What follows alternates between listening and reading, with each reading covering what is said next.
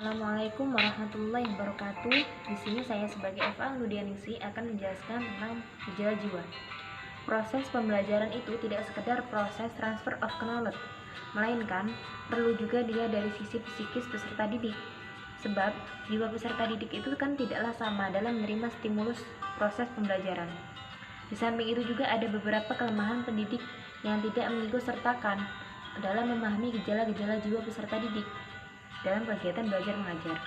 Sehingga di sini saya akan memunculkan pertanyaan, bagaimana seharusnya pendidik itu memahami gejala-gejala jiwa peserta didik sehingga mampu mengarahkan proses pembelajaran itu sesuai yang diinginkan, sesuai dengan fungsinya, serta mampu memberikan bahan pelajaran sesuai dengan kepekaan gejala jiwa peserta didik. Gejala-gejala jiwa pada manusia itu tidak memandang ras, suku, bangsa, serta jenis kelamin maupun umur. Namun, hal tersebut itu masih perlu untuk dipahami lebih lanjut bagi setiap pendidik pada umumnya, sebab demikian itu sesungguhnya masih banyak sekali terdapat kelemahan yang dimiliki oleh setiap pendidik. Karena gejala-gejala jiwa peserta didik itu terkadang tidak diikutkan dalam pelaksanaan belajar mengajar. Contoh gejala jiwa yang pertama adalah seperti krisis. Krisis itu kan adalah suatu keadaan gangguan keseimbangan psikologis yang bersifat secara tiba-tiba, sehingga kemampuan seseorang gagal untuk mengatasi permasalahannya itu dan terdapat bukti tekanan serta gangguan fungsional. Krisis ini muncul ketika suatu kejadian yang penuh tekanan itu terjadi melebihi kemampuan seseorang untuk menyelesaikan masalah secara efektif saat berhadapan dengan tantangan atau ancaman tersebut. Dampak dari krisis itu terhadap masing-masing individu itu tergantung pada sudut pandang seseorang individu terhadap kejadian tersebut sebagai penyebab timbulnya kemarahan yang besar atau gangguan ketidakmampuan seseorang untuk menyelesaikan gangguan tersebut melalui mekanisme penyelesaian permasalahan tersebut yang biasa dilakukan. Kemudian kedua ada stres. Stres itu kan adalah reaksi tubuh yang terhadap situasi yang tidak menyenangkan.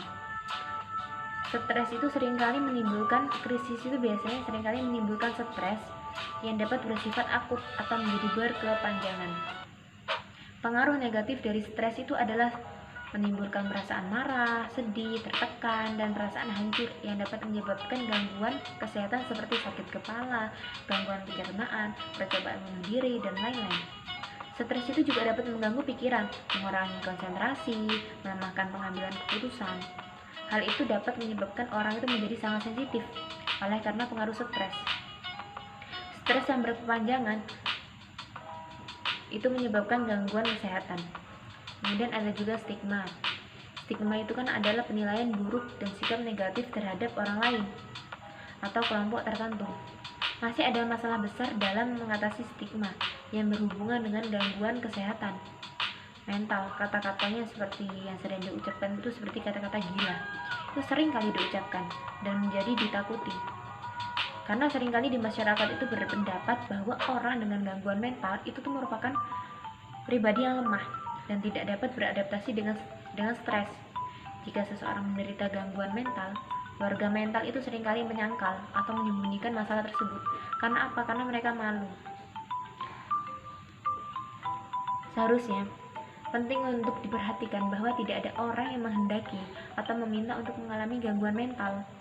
Orang dengan gangguan mental itu membutuhkan perhatian yang lebih, dukungan, empati, dan bantuan kesehatan yang tepat.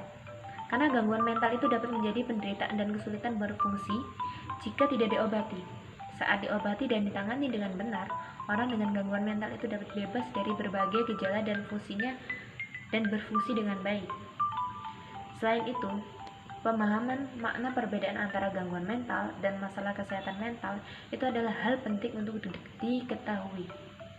Menurut Diagnostic and Statistical Manual of Mental Disorders, yaitu gangguan mental itu didefinisikan sebagai gejala yang ditandai oleh gangguan klinis yang signifikan pada kondisi individu, regulasi emosi atau perilaku seseorang yang mencerminkan adanya disfungsi pada proses psikologi, biologi atau perkembangan yang mendasari fungsi mental. Walaupun demikian, kita kembali lagi ke stres tadi. Stres itu terkadang juga dapat memicu orang untuk berprestasi lebih baik. Ada juga stres yang biasa ditemukan dalam kehidupan sehari-hari dan merupakan proses alamiah dalam upaya manusia untuk menyesuaikan diri terhadap lingkungannya. Stres itu mempengaruhi berbagai aspek kehidupan seperti aspek fisik, emosi, dan perilaku kita. Dan dampak yang terjadi dapat bersifat positif atau negatif. Jadi, stres itu juga bisa memberi pengaruh positif di mana stres itu dapat memotivasi untuk berbuat lebih baik dan dapat mengantisipasi bila menghadapi stres berikutnya. Beberapa masalah dan krisis itu dapat menyebabkan stres. Anak remaja, sebagaimana juga dengan orang dewasa, dapat menunjukkan gejala dan tanda yang secara klinis. Banyak sekali kalangan masyarakat yang dipengaruhi masyarakat oleh gangguan mental depresi. Terus ada juga intuisi. Intuisi itu adalah kemampuan untuk memahami sesuatu tanpa melalui penalaran rasional dan intelektualitas. Misalnya saja seseorang tiba-tiba saja terdorong untuk membaca sebuah buku. Ternyata di dalam buku itu ditemukan keterangan yang dicari-carinya selama bertahun-tahun. Ada juga gangguan mental itu biasanya berhubungan dengan distres yang signifikan atau disabilitas dan kehidupan sosial. Okupasi atau aktivitas penting lainnya itu suatu keadaan yang dapat diterima atau sesuai dengan budaya. Sebagai reaksi stresor yang normal atau kehilangan, seperti kematian seseorang yang dicintai, itu bukanlah gangguan mental. Perilaku menyimpang secara sosial, contohnya politik dan agama atau kepercayaan, dan konflik yang muncul antara individu dan lingkungannya itu bukanlah gangguan mental. Sampai penyimpangan atau hasil konflik itu menimbulkan disfungsi pada individu tersebut, seperti yang telah dijelaskan sebelumnya. Berdasarkan definisi di atas, masalah kesehatan mental itu merupakan masalah yang berhubungan dengan cara berpikir, mengatur perasaan seseorang, dan bersikap di edisi self help. Akan saya bahas mengenai kepentingan cara berpikir, perasaan, dan sikap. Untuk menentukan apakah respon, tanda, atau gejala Anda itu memenuhi kriteria tersebut, perbedaan sedih dan depresi itu dapat dikenali dari beratnya gejala yang muncul dan beberapa lama gejala tersebut dirasakan. Selain itu, perbedaan antara sedih dan kondisi depresi itu juga terdapat pada dampaknya terhadap kualitas hidup seseorang. Sebagaimana orang itu menganggap depresi dan sedih itu adalah hal yang sama, padahal ada sejumlah perbedaan yang sangat mendasar antara sedih dan depresi. Perasaan sedih itu kan muncul karena sebagai reaksi normal ketika seseorang itu mengalami stres berlebihan, misalnya ketika ada kerabat atau keluarga yang meninggal, baru saja bercerai, atau baru saja diberhentikan dari pekerjaannya.